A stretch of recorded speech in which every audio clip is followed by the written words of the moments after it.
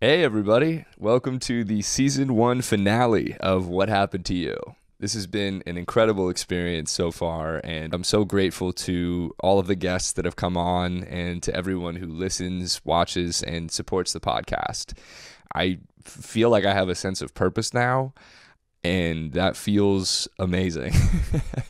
And I can't thank all of you enough for that. I'll put out an update episode next week to fill everybody in on the plans for season 2, as well as some other things that are in the works, including a new podcast that's coming out soon. And now, this is episode 25 with Katarina Hayes.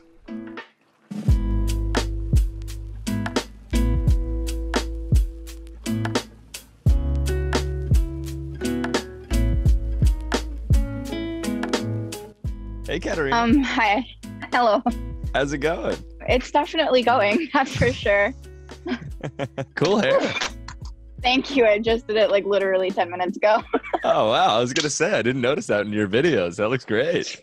Thank you. Thank you so much for doing this. I'm really excited to have you on. Thank you for inviting me. It's very, very exciting. I'm glad to hear that. I saw your video of it was the Caillou like sound, and it was so fucking funny. I posted it as a joke thinking that no one would see it, and now it's got like over 200K views, and it just like keeps going and keeps climbing. And like I have people in the comments telling me like I'm an inspiration and stuff like that, and it's a lot, and I just feel really like whole, if that makes sense. It makes total sense. Yeah, it's an amazing feeling when you have something that was really traumatic and horrible that happened to you, and you're able to talk about it and express it in a way that people gravitate towards. And I'm very much on board. Like, I think without humor, I wouldn't have even started to heal, honestly. And it seems like you're in a similar position. Humor, like, I don't know, made me feel like really uncomfortable at first. I was like, well, that's not really a topic, I feel like I should joke about. And now I'm just like completely like, yeah, both my parents are in prison, and, you can't use your mama jokes on me. I'm just, immune. Yeah. And it's funny how like, it seems like the funniest shit comes from what is true. Like what actually Yes. happened. I'm very new to this. Like, I just turned 18. And like, it's always been my dream to be a public speaker and do this stuff. But honestly, like, this is really morbid. I didn't think I was going to make it this far, but I'm here anyway. So I'm just kind of going with it. Hey, I'm happy you made it this far, and I'm happy to be here with you. So what happened to you? My biological father, Michael Mosier, he raped me for 10 years of my life, starting when I was 3. Classic. I put his ass in prison. So when you were 3, that was the first experience that you had. What was that like? Well, started with my mother. I was like really young, and they were potty training me. And I remember this because like anytime I went to the bathroom on my own, I had to go to my mom, and she would give me the star, and I would put it on this chart. And like once I got a certain amount of stars like on the chart, like I would get a stuffed animal because I was obsessed with those. Mm-hmm. And like I had gone to the bathroom, and I went to go get my mom, and like my mom pulled me into a room. At this point in time, like anytime I was abused, they call it medicine. That always really bothered me. Mm-hmm. And my mom had like, she like picked me up and like put me on the bed, and she took out this red like paisley bandana. My father, he had really long hair, and he worked at a paper mill, and it was really hot in there. So he always used these bandanas to like keep his head back. So it was like one of my dad's bandanas, and I didn't even think about it. I was just like, okay, whatever. I don't even know what was going through my head at the time. I was 3. Yeah. And she blindfolded me and like prepared me. Like, because there's honestly no better word to describe it. She used toys, and that didn't last long at all. Honestly, like it feels like that lasted only for a few minutes. And then like I was crying because it hurt like a son of a bitch. And she gave me a popcorn ball and sent me out to play. And it was just immediately gone from my mind. I was like, whatever. And I just played with my siblings. Gotcha. So do you remember if she was like saying anything to you while that was going on? I remember she was trying to comfort me and kept like apologizing and saying that this is what she never called my father Michael or anything. She called him Daddy. It was always really weird, especially when we got older. And so she just kept saying, "This is what daddy wants." And I was just crying and asking her to stop. And like, there was nothing I could do. I was really young. Yeah, no kidding. I mean, there's quite literally nothing you can do. And Yeah. so you go out and play, you have the cheese ball, and and so what happens after that? I don't really remember what happens till later on, like in that day, like the same exact day this happens. So my father got home from his job at the paper mill at 7 o'clock. And me and all my siblings are sitting and we're watching this horror movie that my father put on. And he's sitting in the back. And whenever my father got home, he would always just take all his clothes off and sit around in his boxers. Like that was normal for us. Like, and he did it like our entire lives, like even up to the day that he got arrested. And so like, it's a really weird detail to remember, but I remember specifically he was wearing these gray boxers. I don't like that I remember that, honestly. And always the like stupid little details that like get me. And I'm like, why do I remember that? I don't understand how that, out of everything that happened, is the thing I remember so clearly about this memory. Right. It feels like oftentimes, people that haven't been through something like this also question the memory aspect of things. And they're like, if you can remember that, well, why can't you remember all of this other stuff that was going on? And it's like, I don't know, it's in I many got ways. a lot of comments. Like, I'm sorry, I didn't mean to interrupt you. Not at all. You're good. I got like a ridiculous amount of comments under my video of people being like, "You were 3. There's no way you remembered." And like, I even got a couple comments of people being like, "God wouldn't have let this happen. This isn't real." And I was just like, how does that make any sense? Like, by that logic, like God wouldn't let anything bad happen, and therefore like the Holocaust would not be a thing. Like, perfect example. Yes. Everything is not real based on that logic, for sure. And that's what's kind of crazy about TikTok is while you are exposed to a bunch of really amazing people, you're also exposed to some absolute clowns. It's important, I think, to take TikTok comments with a grain of salt sometimes and just recognize that a lot of the people really have no idea. But I completely empathize where you're coming from. I mean, I've gotten comments similar to that where it's like, why did it take you so long to speak up? It went on for 2 years. Like, what do you mean? yeah. And it's just one of those things that it's difficult to understand if you haven't been through it. It's not their fault necessarily, but it's sometimes it's hard to not take those things personally. At the end of the day, it's just more important to register how many people that you're helping. But anyway, so this happens and your dad gets home and you're remembering the boxers. And like, I remember my mother was out in the kitchen doing something and she comes in, like, and she's got her phone in her hand and like my dad's got his phone in his hand. And like, from like context clues I have from other memories I have, I'm pretty sure he was texting her, like telling her what to do. Because there were like other times she would put her phone down and Michael would get up and go to his room, and you could always like, you feel it when something like that's going to happen. Like, just, it's palpable. Like the demeanor, like just changes completely. And like, just the anxiety, like that you feel when like, I remember I looked at my mom's phone, and this isn't like the first memory, but another memory. Like, I looked at my mom's phone and my father had texted, bring me in some fun. And he was referring to me. I remember I just felt so sick that was how he did it. Yeah. And we can maybe get into this a bit later, but I can imagine that it was happening to your mom too. Yes. She was just as much of a victim as we were. So, like, I remember my mom came out and she was asking like me and my siblings, do you guys want to go help clean the garage? And like, when you're a little kid, like, I don't know what it is about them, but like, whenever my parents were doing something, I always wanted to help them. I always wanted to like help with cooking and help make dinner and all of this stuff. And so like, I remember I got so excited and I wanted to go. And so, my dad and my mom got up and they walked me out to the garage, and there was this cot in there. Like, the cot had always been in there. I didn't think anything of it, it was just, part of our garage. Like, it was normal for me. And they took me and blindfolded me and completely undressed me. And my father sodomized me as my mother videotaped for him.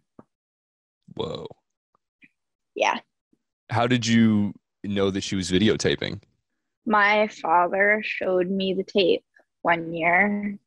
I think I was either 11 or 12. I don't remember. It's really hard to like place timelines.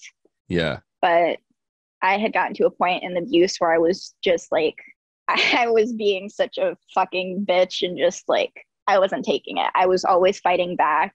I was always giving something back to him. I was never just taking it, for lack of better wording. And so I would like, definitely say that that's not you being a bitch. I would say that that's pretty reasonable. Actually, it's a pretty fair response. Yeah. So after they take your blindfold off, what happens? I don't remember exactly what happened like after they took it off, but I do remember the reward I got for being quote unquote good. Yeah. There's no Yeah. other way to word it. More cheese balls, or what'd you get? My father had a bunch of like stuffed animals in his garage that were his when he was young, and he had this little teddy bear, and he gave it to me. And I actually had it all the way up to last year just because I'm really sentimental about stuffed animals. And I just kept that because I felt bad throwing it out. And then I brought it into counseling one day. I don't remember if I actually showed my counselor, but like bringing it in was just like enough for me. And I just threw it out. I let it go. Mm-hmm.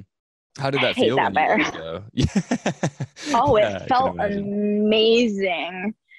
Not long after I threw it out, I actually cut complete contact with my father's side of the family.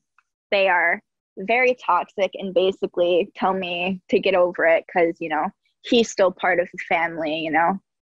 Oh One man. of my cousins told me at my great grandmother's funeral that it doesn't matter what happened because he's still her Uncle Mikey. Kind of amazing the hoops that people will jump through in terms of disregarding things that have happened when it's somebody that is important to them, whether it's somebody Mm-hmm. that they look up to, like, you know, Woody Allen or Michael Jackson, or somebody that they idolize, or somebody that's a part of their family.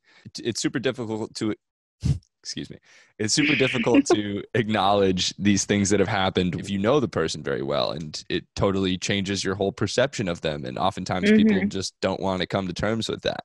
I understand, especially like the fear, because she was like, this cousin in question was really close with us throughout our whole childhood. And I was personally really close with her. And like some of the things I've heard from my grandmother, and like I know that like this whole family, like they're really, really close. It's kind of uncomfortable how close they are. Mm-hmm. It kind of makes sense that Michael came from them. That's really nasty to say, but I don't care. Yeah, it totally makes Um, sense. yeah. So the And it's grandmother, oh, like go ahead. Michael's mother herself, like she's told me stuff before, like about how Michael's doing and like how good he is and all of this stuff after like he's in prison. Like I have an order of protection. She can't tell me anything like that. Mm-hmm. And she wanted to give me these letters that he's writing, an apology that he hasn't finished yet. And that was after he was in prison for 3 years. I finally gave this woman a chance and was like, I'm going to try, you know, let's see what we can do. You know, maybe she isn't like this anymore. Mm-hmm. Did not go well. She honestly just kind of like took our relationship and just hucked it in a trash can and called it a day. One thing that I've kind of noticed about people that are so adamant about not believing victims is that it really never has anything to do with the victim. It has everything to do with themselves. So your cousin, for Mm-hmm. example, who didn't believe you, was probably going through something similar, maybe to a different extent or maybe the same degree. Regardless, you are causing them by speaking up to have to face certain aspects of their own life and experience. And a lot of people are not ready for that. And it's a lot easier to just dismiss a victim and not have to think about it yourself. It can be a self-defense mechanism. Mm-hmm. But I think that that's one thing that's really helped me when I get, like, I remember I got this one comment on my TikTok that was from a guy that was like, the quote was like, I know this guy personally. He's lying for views. Don't believe a word he says, or something to that effect. And of course, I had no idea who the person was, but Of course. it's really helpful to know that that person is, I mean, it's not, you don't want anybody else to have experienced these things, of course, but it's helpful to know that the reason these people are mad at you or not wanting to believe you really has nothing to do with you. And I think that disassociation can make it easier to continue speaking up and to not take these things too personally. It's also interesting how you were talking about how good it felt to let go and get rid of that stuffed animal. Oftentimes, I feel like we're not even aware of the things that still tie us to these events and things that were associated with them, whether they provide sentimental value, whatever the reason is that we hold on to them. There is so much value in letting go of everything associated with these events and allowing yourself to, just move on. I'm glad that you had that experience. So what happened after you got that animal? I don't really remember after the animal. I remember going in and like watching the movie, and something I do remember is like I kept crying a lot afterwards, and I was crying when we were watching the movie. Something my parents did when they got mad at us was they would literally duct tape our mouths shut and just throw us in a corner until we shut up. And you could sit in that corner all day if you did not be quiet. And because I was crying, because I was just brutally fucking sodomized, I was duct taped and thrown in my room and told to stay. So I was just, sitting there freshly raped with a new cute teddy bear. Yeah. Freshly raped. What a phrase. The best way to describe it. I remember one time I was told to lay on my bed and not move until I shut up, and I cried so hard that I passed out. Yeah. I stopped crying after a little while. I think like everyone who's in a situation that is that extreme, where you're being raped every other day and like there's physically nothing you can do after a little while, it's just like, this is honestly really horrifying to say. It becomes mundane. And no matter how much you don't like it, it's just part of life at that point. It's something you have to accept, because when you're that young, you can't get out no matter how hard you try. So many times thought about running away, and if my siblings weren't there, I absolutely would have. I would have gone in a heartbeat. Like, there would have been no way to keep me. But I know that if I went like while my siblings were still there, it would have gotten 10 times worse on them, and I couldn't bear the thought. That's a really noble thing to do, and it's a similar type of logic that victims use often, which is like the additional blame or the additional responsibility that we take on going through these experiences of not wanting other people to suffer as a result of our actions. We come up with all of these hypothetical scenarios for what will happen if we speak up, for example, or run away. And if any of those scenarios happen to harm other people in the process, I think victims especially feel like they just can't do it. It's part of why it took me so long to speak up about what was happening to me, is because I didn't want my friend to be mad at me. And it can be as simple as that. But especially if you think that your siblings are going to just get all of the raping that you would have been experiencing if you run away, then how could you? How could you run away? And I think that it's really awesome that you didn't. I mean, it's it would have been nice to not get raped all the time, of course. Yeah. But the logic that you used is quite heroic. So Thank you. Yeah. And you said that this happened every other day. Roughly how long did this go on for? A little over 10 years. I had just been 13 for literally like a little over a month when my parents were arrested. Thank God. Yeah. Honestly, I was at a really bad spot, and like my parents would use food as a means to control us and help keep us, in line. And since I couldn't control anything in my life, I could control whether I ate what they gave me or not.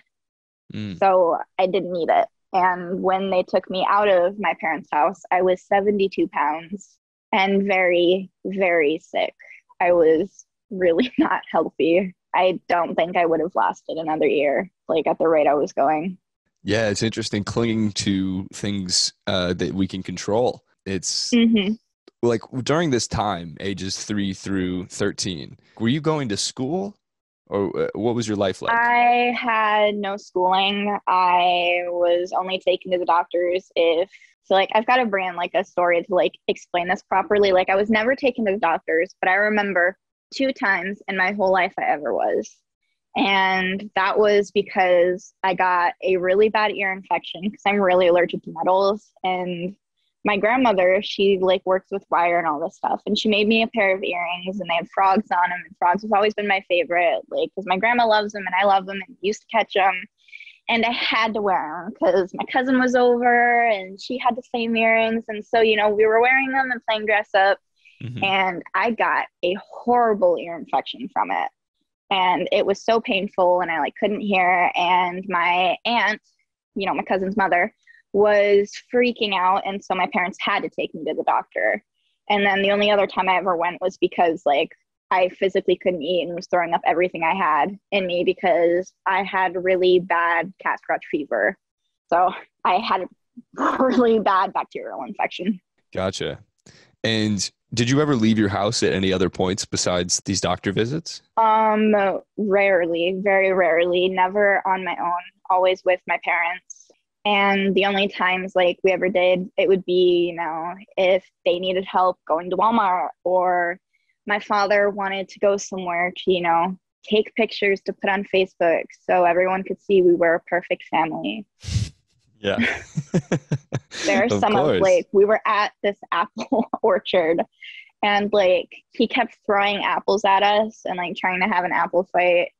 And like, I remember I just looked so miserable in all the photos. And Mhm. like, he took us up to see our grandparents who live in Scary. And like, there's pictures because, he had to have everyone take pictures. So he put it all over Facebook. And like, I'm just like scowling so hard in the back seat.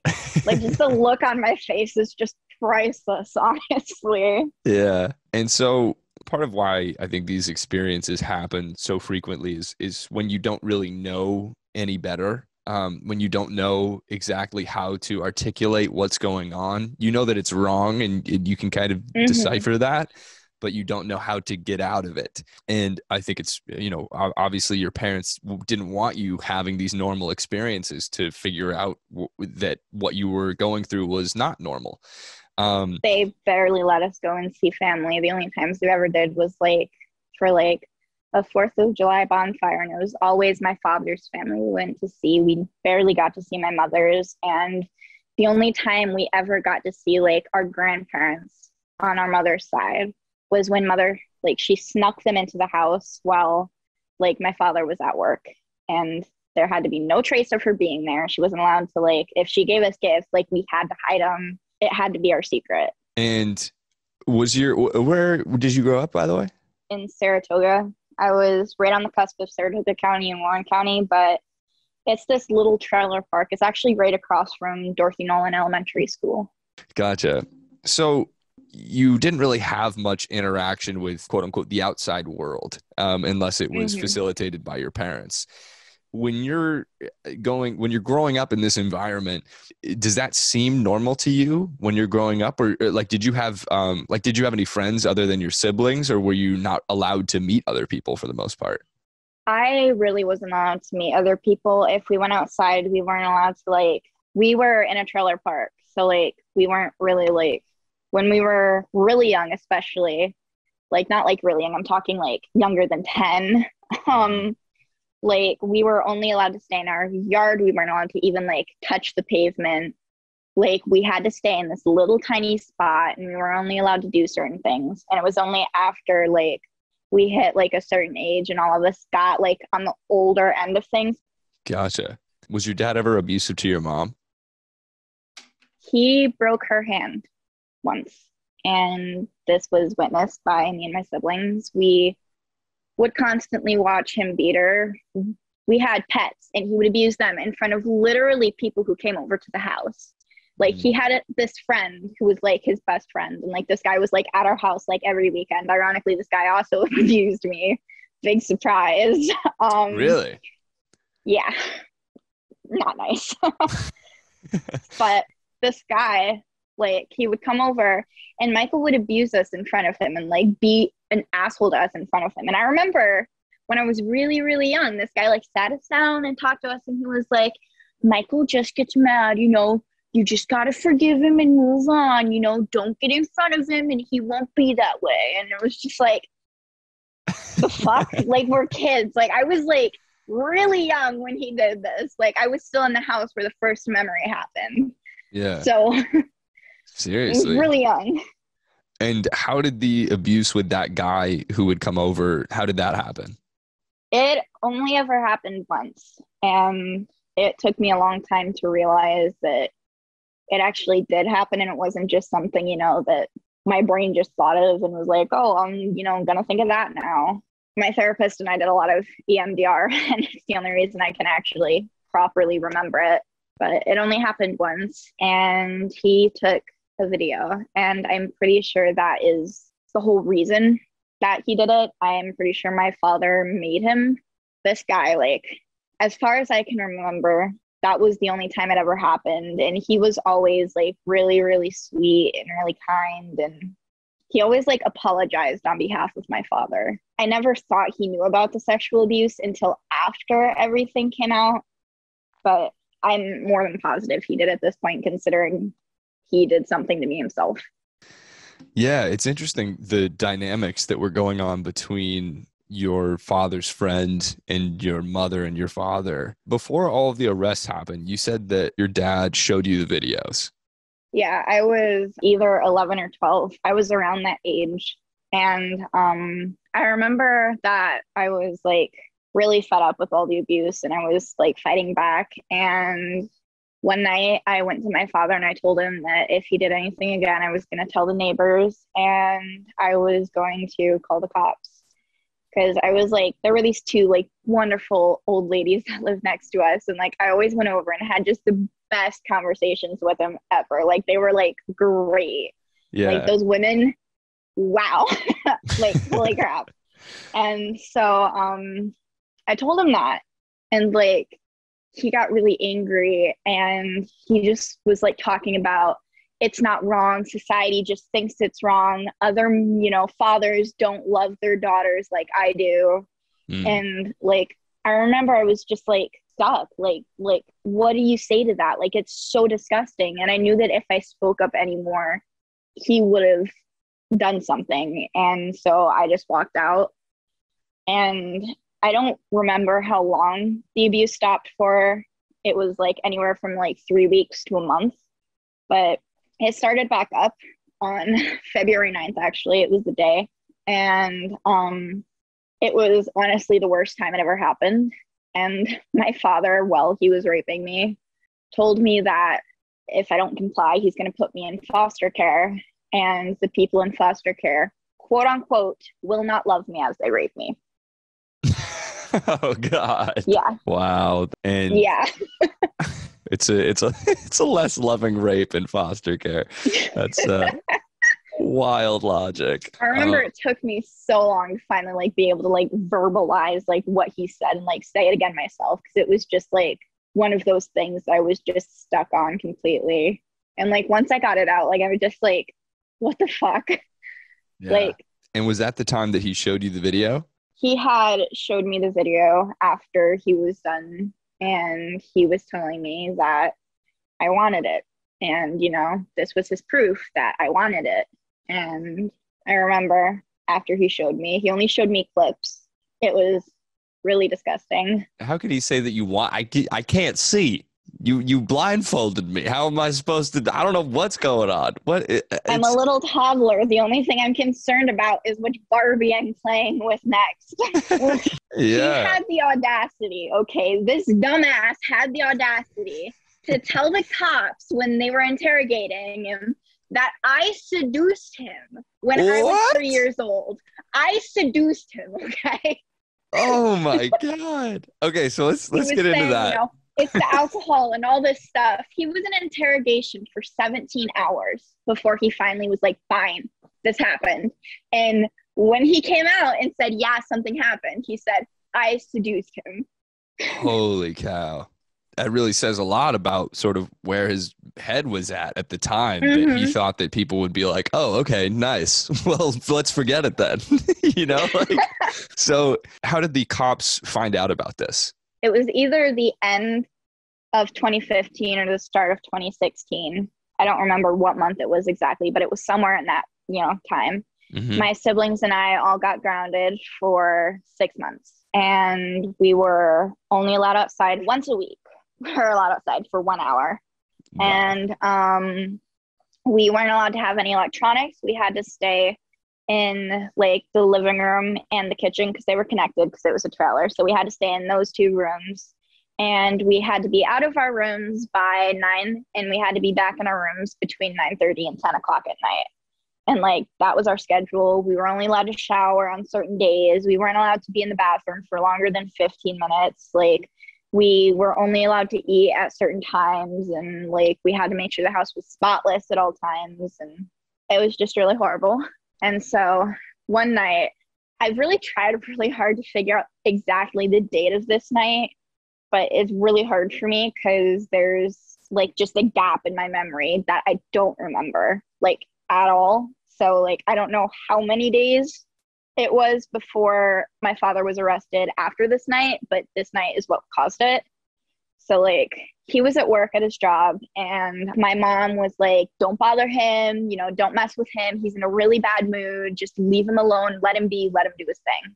I remember like it hit 9:30 and I immediately just up to my room, gone, and I was just laying in bed like for hours just thinking like this sounds really stupid, and I've barely like opened up to people about it, but I want to be as like open and honest about this because I don't want other people who have been through something to think that like they're crazy or stupid for their coping mechanisms. And like Totally. I used to like talk to myself a lot about things that was going on, and I would have like conversations with different people in my head like as I was like just lying down, and like I would just make up these beautiful worlds where like everything was perfect, and like I would just live there. And so like I would honestly like lie awake most of the night just like in this beautiful world because it was my escape. It was all I had.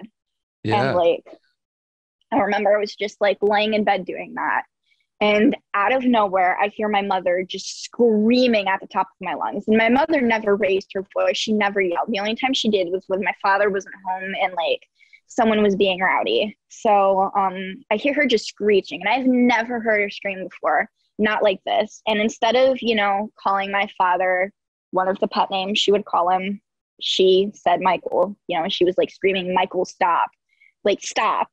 And I remember she said like, get off him, stop.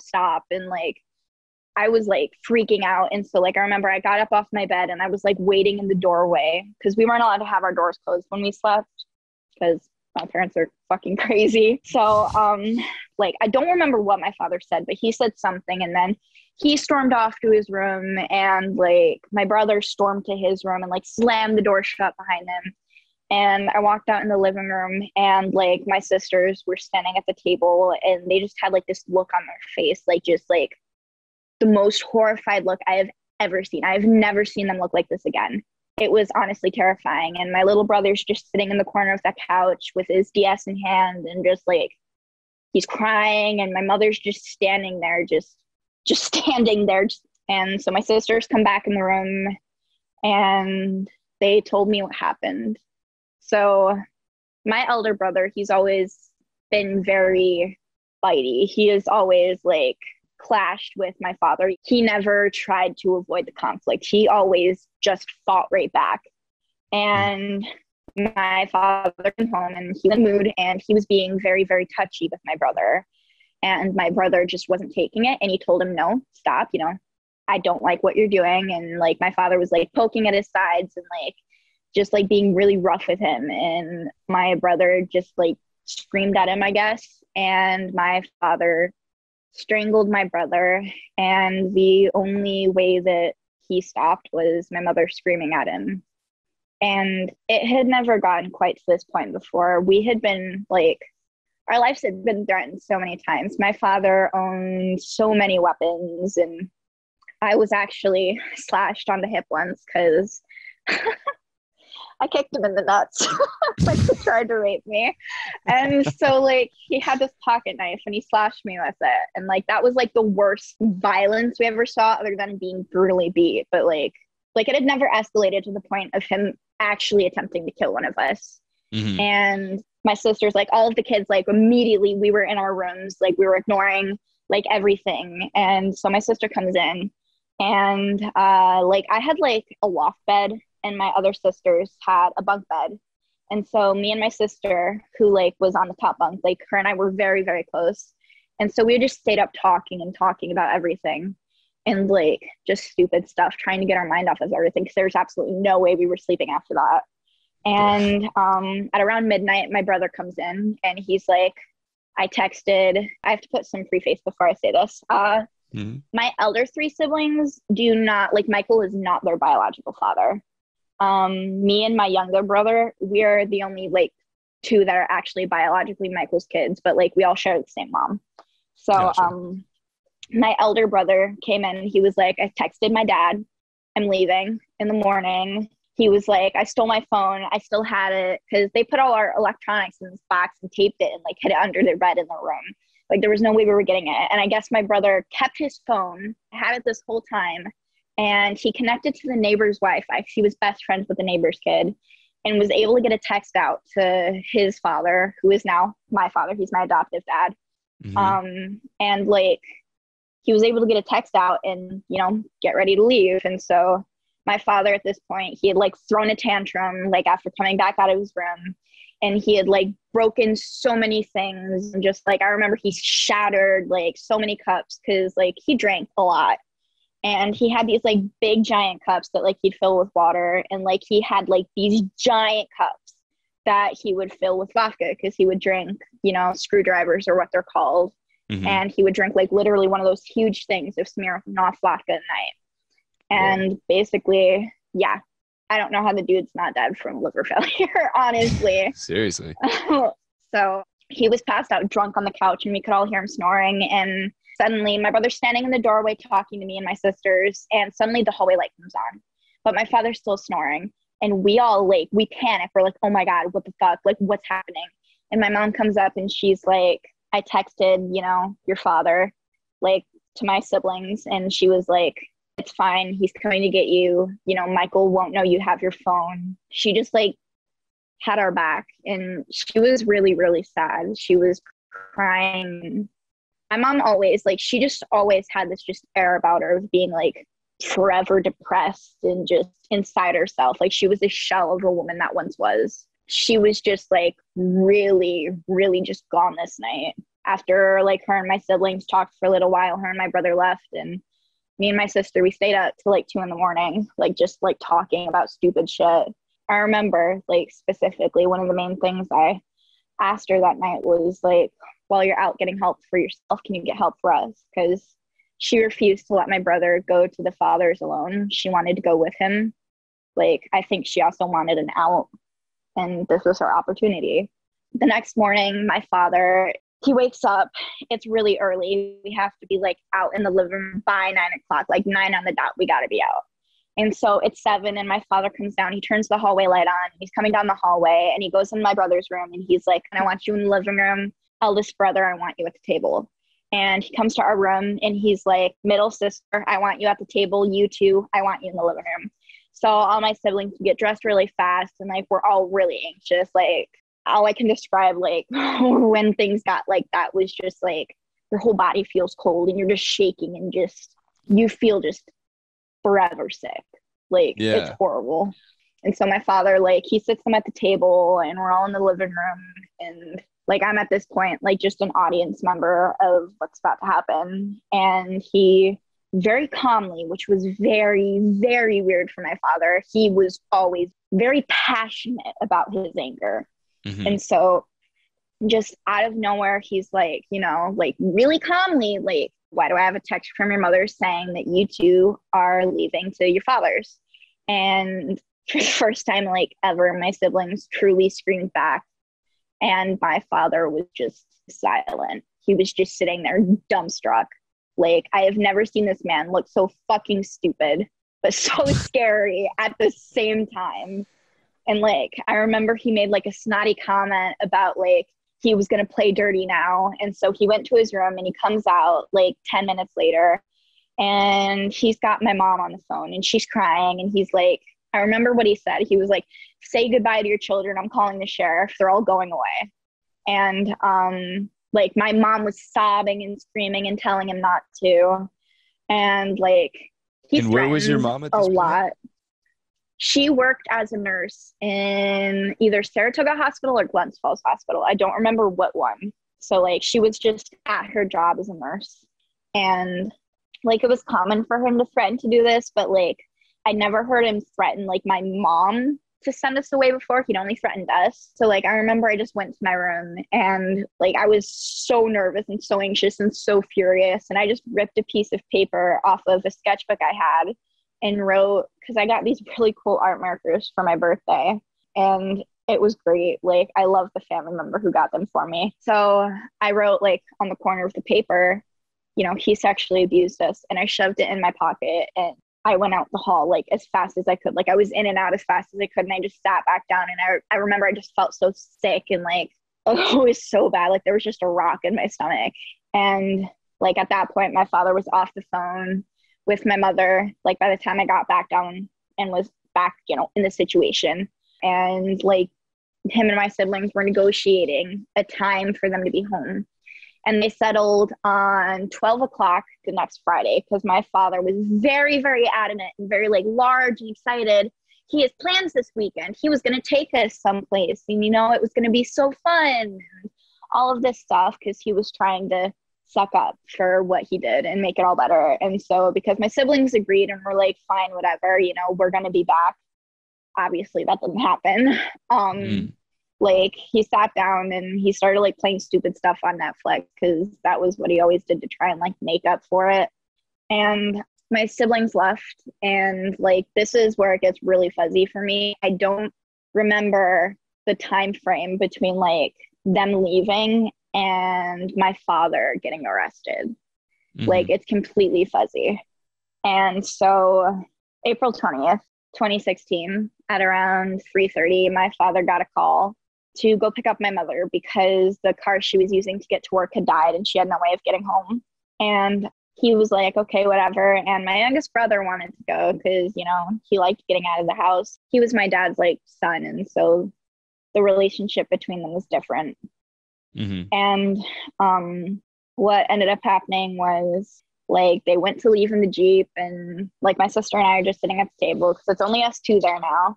And I get up and I'm getting to go to the bathroom and I turn and I look at the monitors that my dad has because he had cameras set up all around the house to constantly be watching us. When we were young, he had ones in our rooms and like those got taken out when we were older and we like had, because like some of my siblings had friends that like came over and like if we had like family spend the night, obviously, you know, they're going to question that.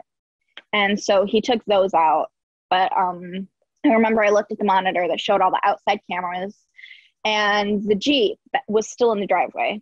Like no one was in it. And there was this little silver car next to it pulling out and it pulled away. And I remember I just looked at my sister and I was like, the Jeep's still here. They didn't leave yet. Like what's going on? And she just looked at me like I was joking and like I said something really stupid. And I was just like, no, like I'm serious. Like look. And so she got up and she was frantically texting. And then the little silver car pulled back in and a man got out and he was like, she was really dressed up. Like he looked dapper as fuck. And all he had on was like a bulletproof vest and like a gun still on his hip and all of this shit. And he comes up to the door and he's doing like he's not like knocking like a regular person. Like he's pounding on the door and like he's calling my elder sister's name. Like he knows her name. He's like saying stuff like, it's safe. You can let us in. Like, please open up. We talked to your mom. You know, you can let us in. Like, we know you're not supposed to, but you can let us in. And like my sister and I, like, we were not allowed to like open the door, acknowledge strangers, do anything like that. Like we were supposed to sit and wait until they left. It didn't matter how long they stayed. It didn't matter if they were family members or if we knew them. We had to leave it alone. Yeah. So we just sat there, like not knowing what to do.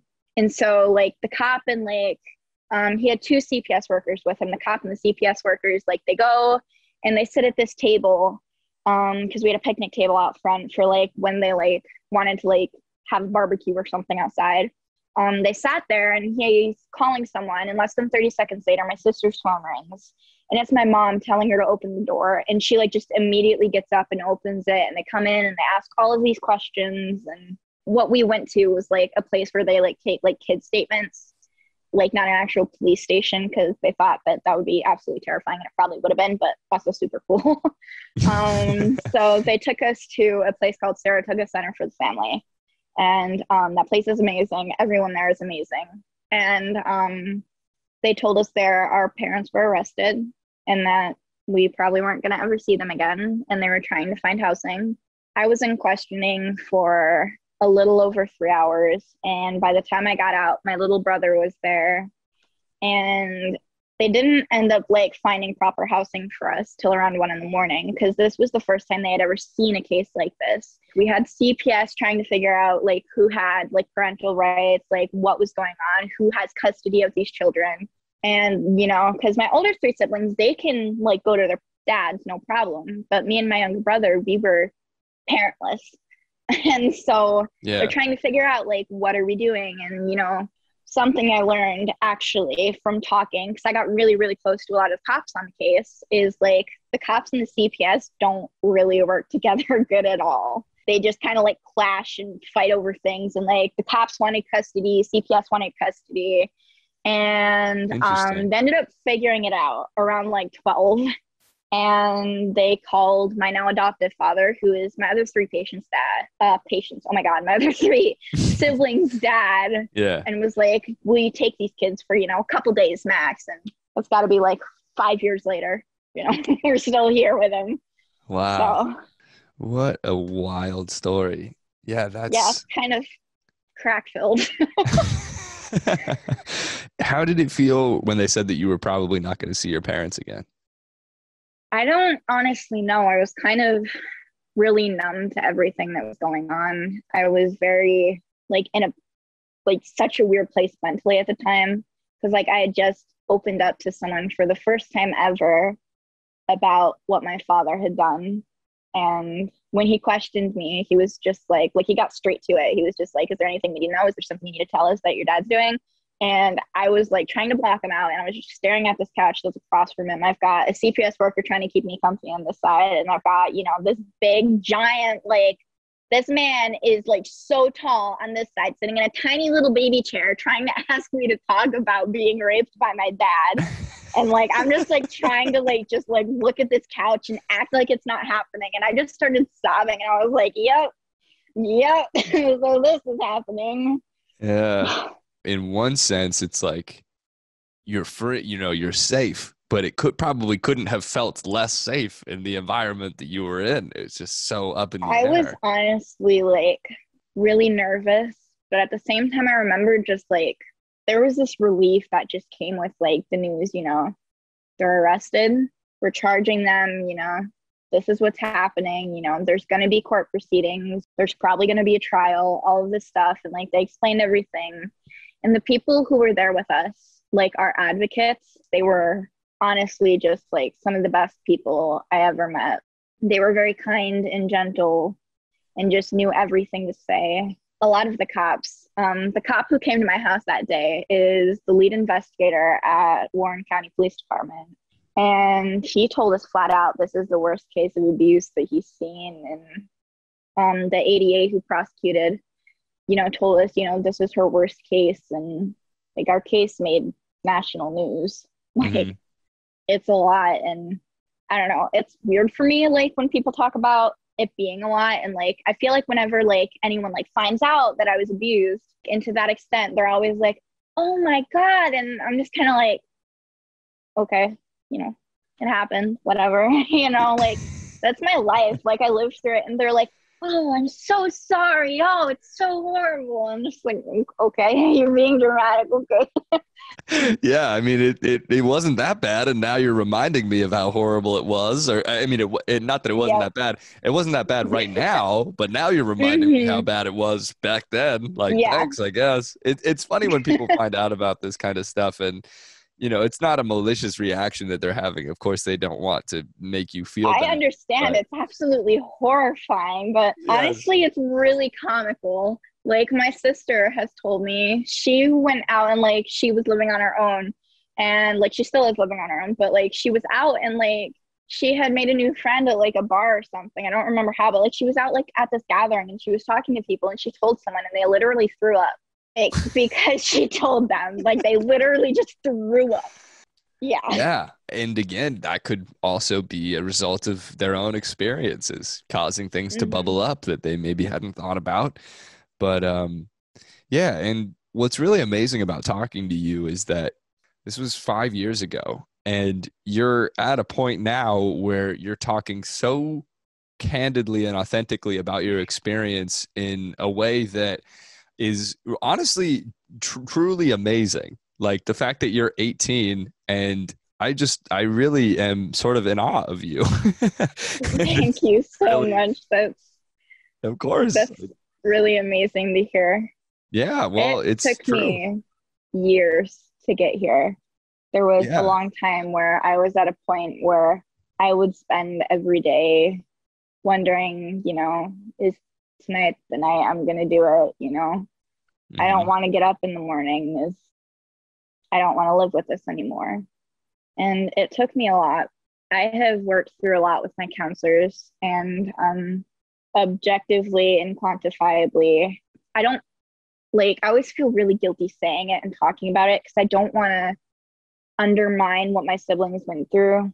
But because I was Michael's biological daughter, he had a different claim over me and was much different with me than he was with anyone else. Yeah. My younger brother, Michael's biological son, was not abused like this. He did not get the sexual aspect of it at all. Hmm. And I don't like saying it, but like I, out of all my siblings, had a lot more happen. Yeah, I think that's the best way for me to word it. And totally. it was really rough. No I have kidding. survivor's guilt, a lot of survivor's guilt, because honestly, like in comparative to like a lot of my siblings, I am at a very, very good place with my trauma. And like my relationship with it is not like theirs.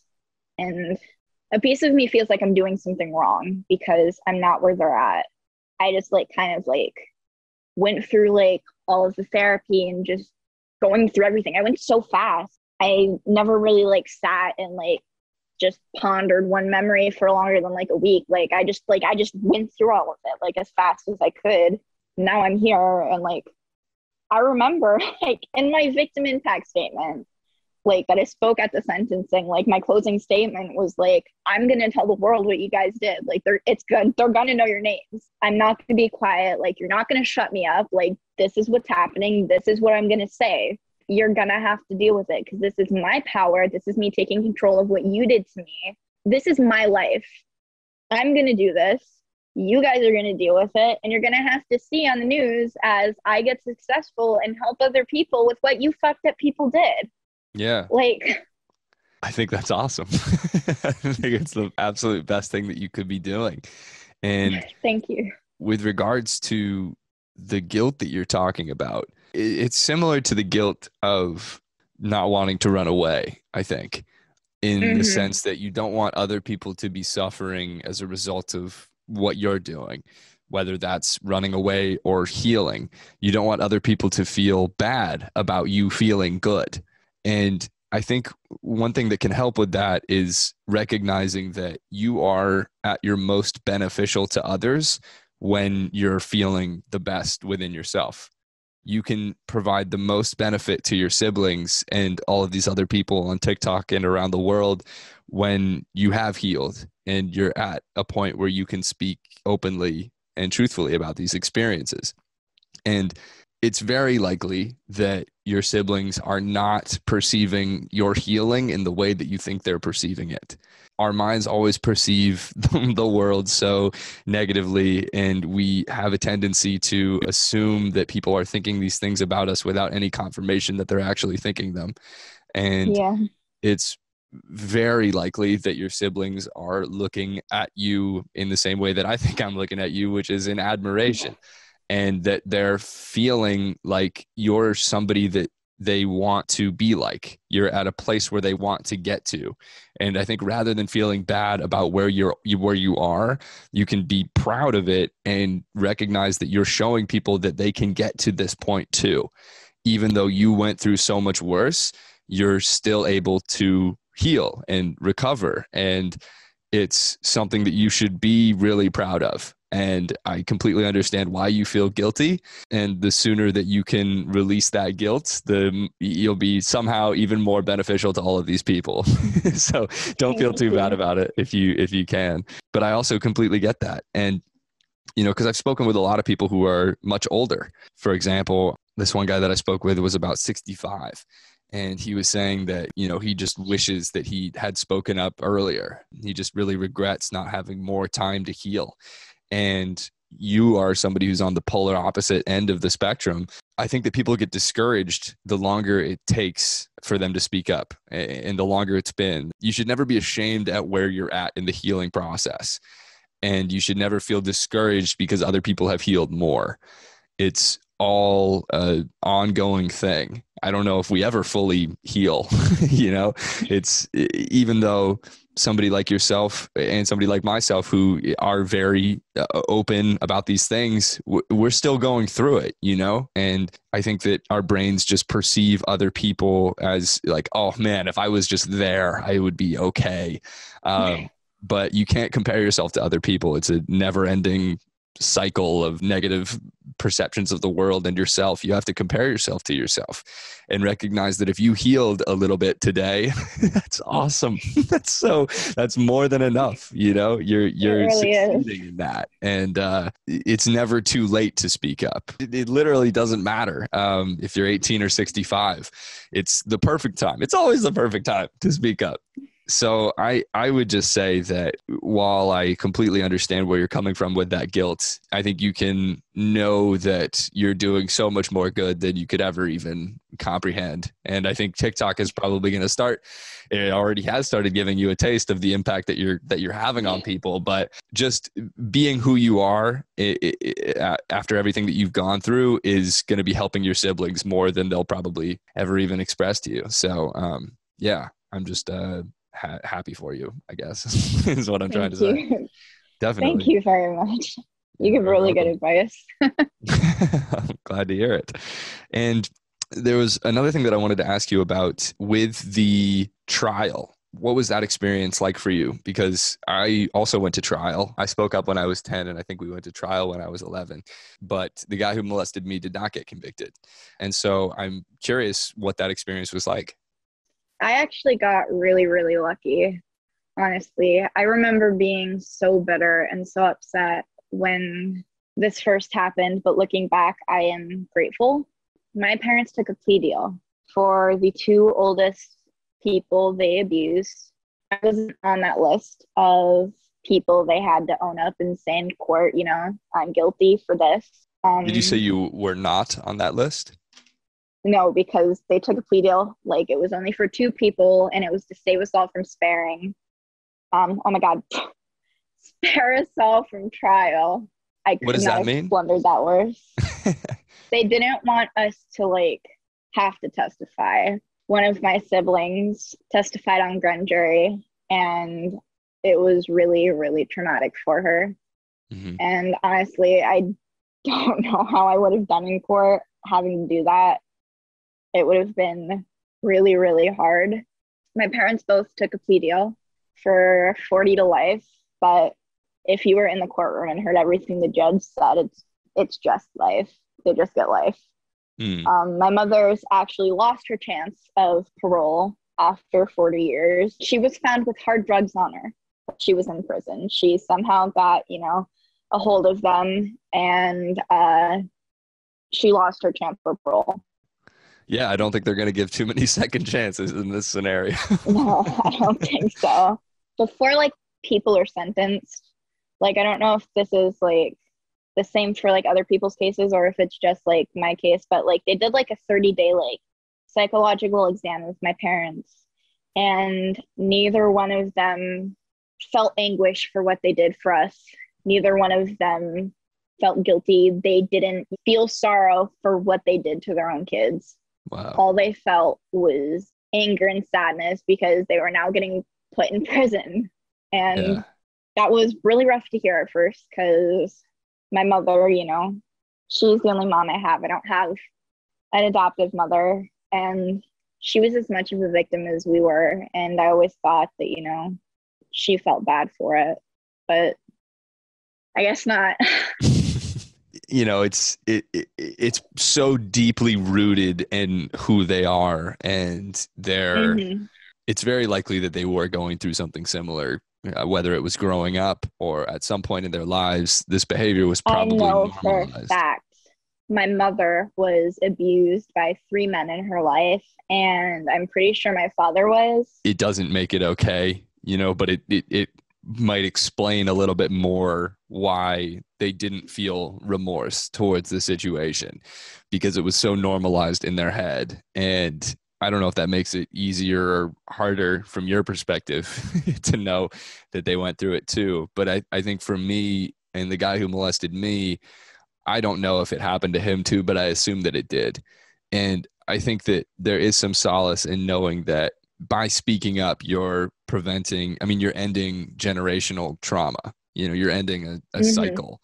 And any way that you can rationalize letting go of anger that you're holding on to is worth using, because it doesn't serve any purpose. And all it does is tie you further. Agree with that.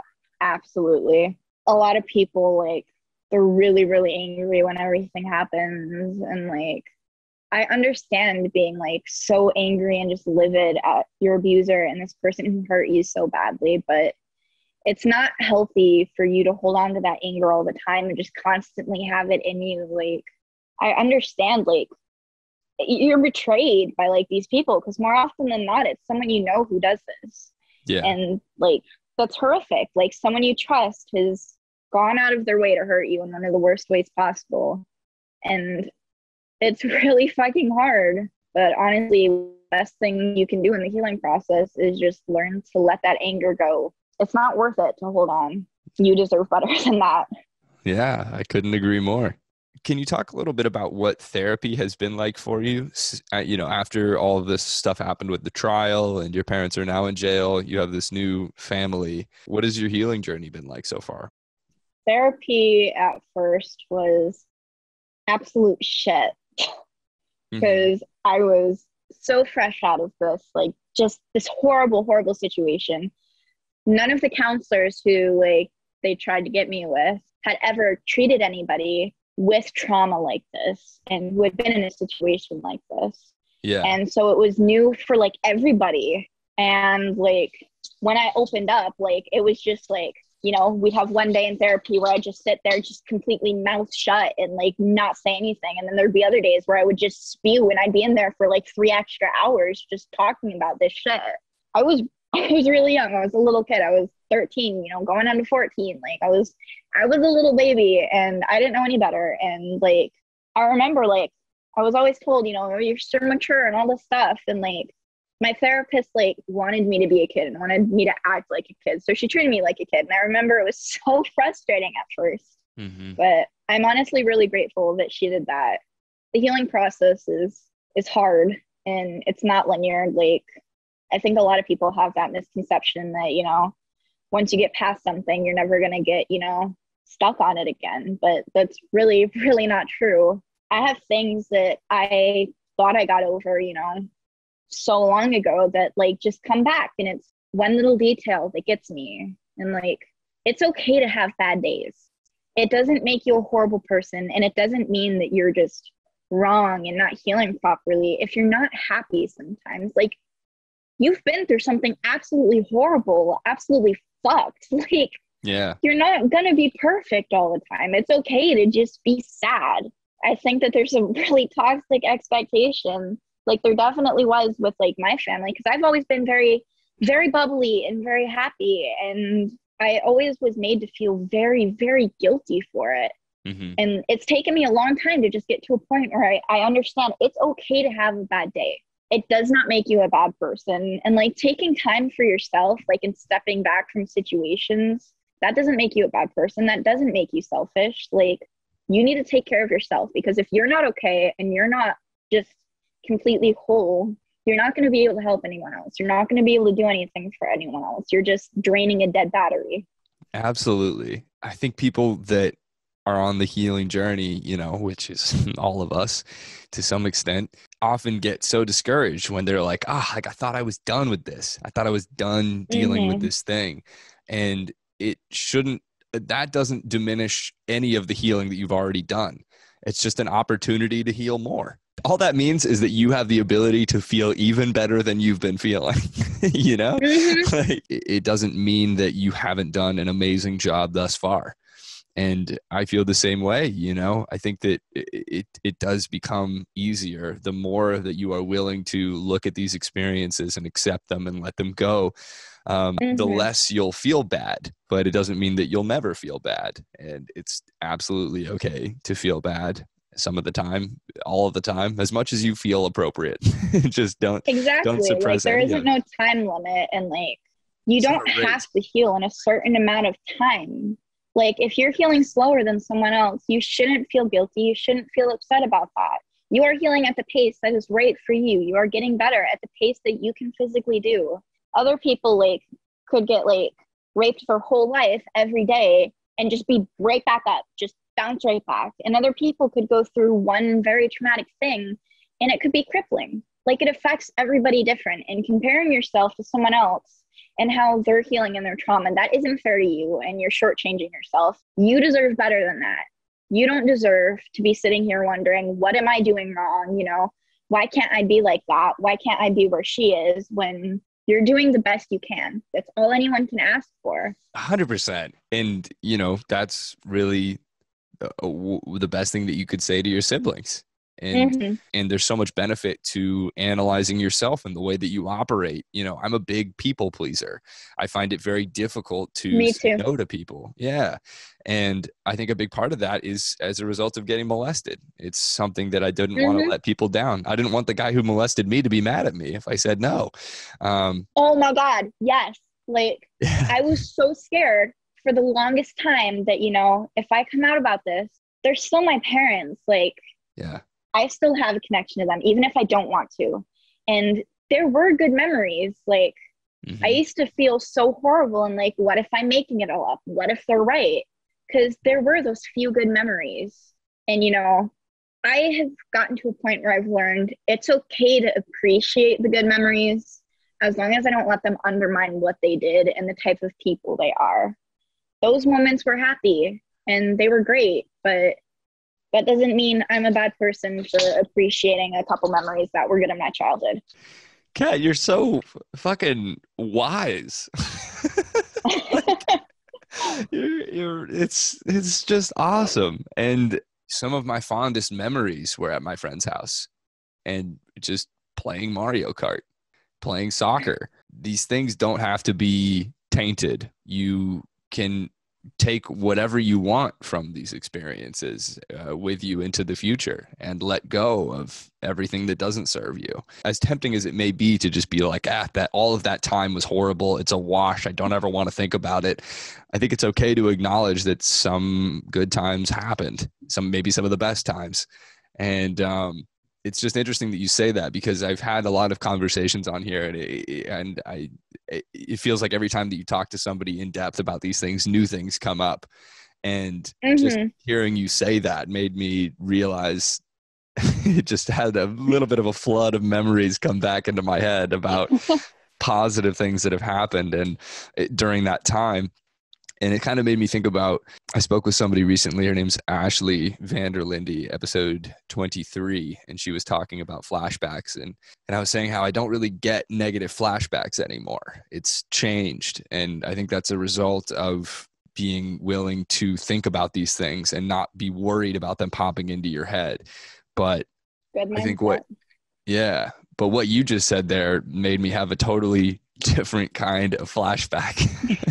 It was like the most positive flashback I think that I've ever had just now. It's kind of crazy, honestly. And I'm so happy that we're having this conversation, because I think that that's maybe a point that that should be encouraged to get to, where you can have a flashback on the positive times. Yeah. That's Like, wild. that's what it's like for normal people.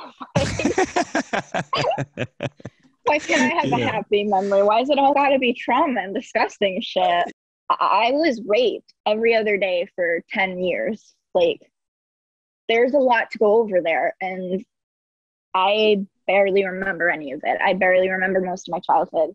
Mhm. Like, I just have like these little fragments and just bits of pieces that come back sometimes. And like a big thing for me, like, it probably sounds stupid, but like, I had so much trouble accepting, this stuff actually happened, because if it happened, I should remember it, right? Like, it shouldn't be just something that is gone because it was traumatic, right?